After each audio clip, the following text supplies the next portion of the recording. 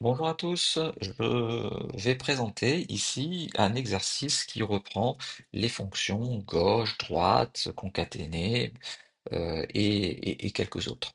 Alors, cet exercice, en fait, vous allez pouvoir bien sûr le faire en même temps que moi.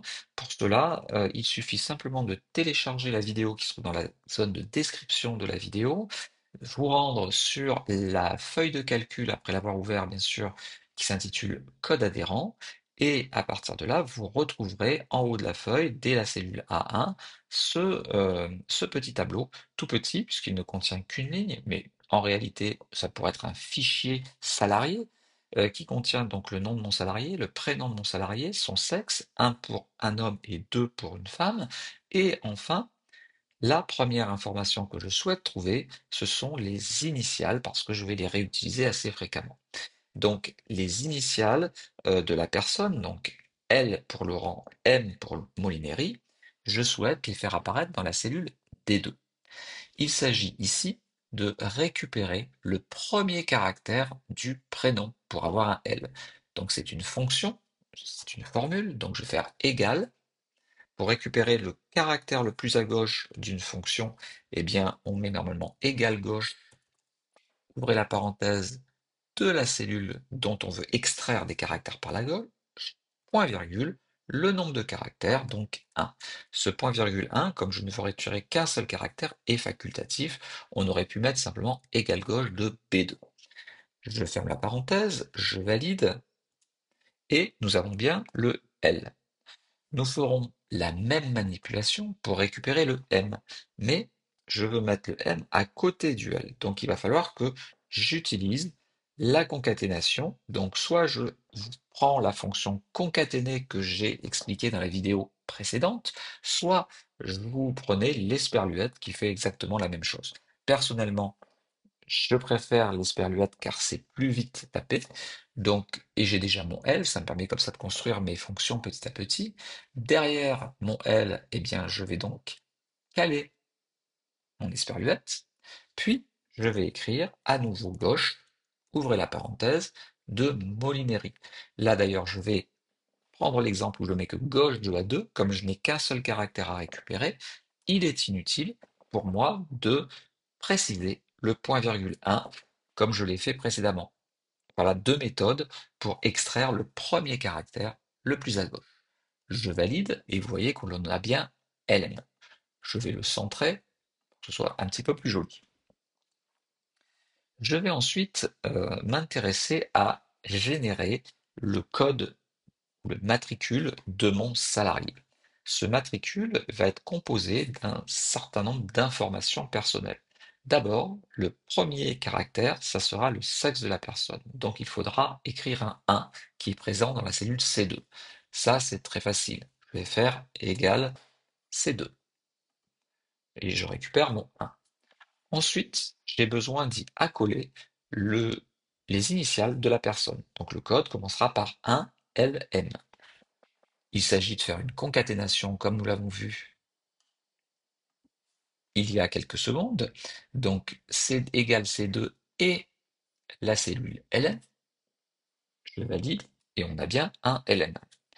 Ensuite, nous allons continuer ce matricule avec les deux premiers caractères du code postal du lieu d'habitation de ce salarié. Je vais donc reprendre ma cellule et je vais mettre et gauche de F2, point virgule 2. Je valide. Là, je suis obligé de mettre point virgule 2 parce que c'est pas le premier caractère que je récupère. Donc, nous allons avoir un LM75. Enfin, la dernière information est un tout petit peu plus difficile à trouver puisque je veux récupérer les deux caractères les plus à droite de la date de naissance. Donc, si je double-clique et que je rajoute mon esperluette et que je fais droite, ça paraîtrait logique, de la date de naissance, point virgule 2, je ferme la parenthèse, je valide, j'ai bien un résultat, mais qui est faux, puisque la date de naissance, l'année de naissance est 72 et je récupère 66. Alors, c'est pas une erreur d'Excel, c'est simplement que Excel ne stocke pas les dates sous cette forme-là, il les stocke sous forme d'un numéro de série. Donc je vous le présente ici. Voilà, dès que je bascule en standard, on a 26 566. En fait, c'est un décompte des jours depuis le 1er janvier 1900. Donc le 1er janvier 1900 était le jour 1, puis le 2 janvier le jour 2, et puis le 3 janvier le jour 3, etc. Et la date de naissance correspond au 26 566e jour depuis ce 1er janvier. Donc, ce qu'il va falloir faire, puisque moi, c'est pas ce chiffre-là que je veux récupérer, je suis avec une date et je veux récupérer 72, il va falloir que j'extrais l'année de naissance, 1972, et après prendre les caractères les plus à droite. Donc, c'est juste une petite manipulation à faire dans mon droite. En fait, je ne vais pas faire droite de E2, point virgule 2, mais je vais faire droite de année. Nous avions vu cette fonction il y a quelques vidéos. Année de E2. Donc là, en faisant année de E2, il va prendre 1972 de ma date de naissance, et j'extrairai les deux caractères qui sont à droite de 1972.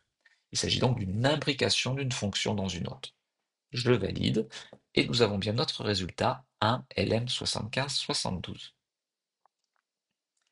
Pour l'adresse mail, je veux deux variantes. La première, c'est prénom.nom, donc ça veut dire laurent.molineri@startup.com. On va déjà faire cette première version. Il s'agit là encore de la concaténation, égale le prénom,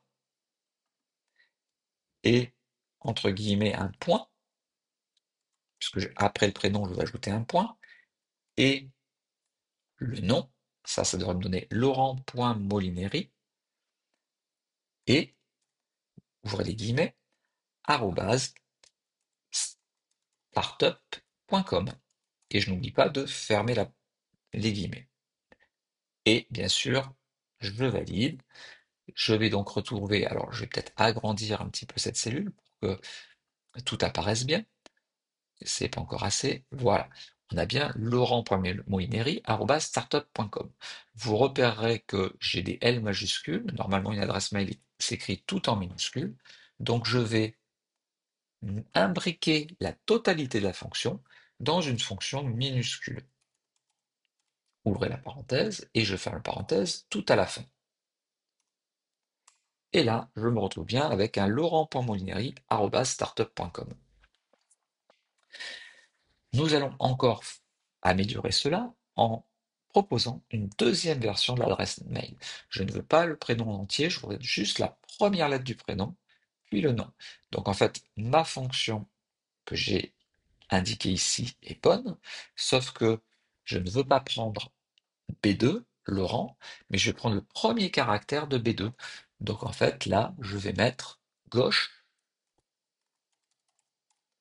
de B2, tout simplement. Inutile de préciser le point virgule 1, nous l'avons vu à l'instant, puisque par défaut, il ne prend qu'un caractère. Et j'aurai donc l.molineri@startup.com. Voilà, j'espère que cette petite vidéo récapitulative des fonctions gauche, euh, la concaténation, fonction minuscule vous aura plu. Également, un petit rappel sur la fonction année, ça fait pas de mal, on utilise parfois cette fonction, il faut l'avoir à l'esprit, et ça nous permet comme ça de résoudre des petits problèmes basiques. J'espère que cette vidéo vous a plu. Si c'est le cas, n'oubliez pas de liker, pensez à vous abonner à la chaîne et bien entendu, postez des petits commentaires pour complexifier cet exercice dans mes prochaines versions de vidéos. À très bientôt.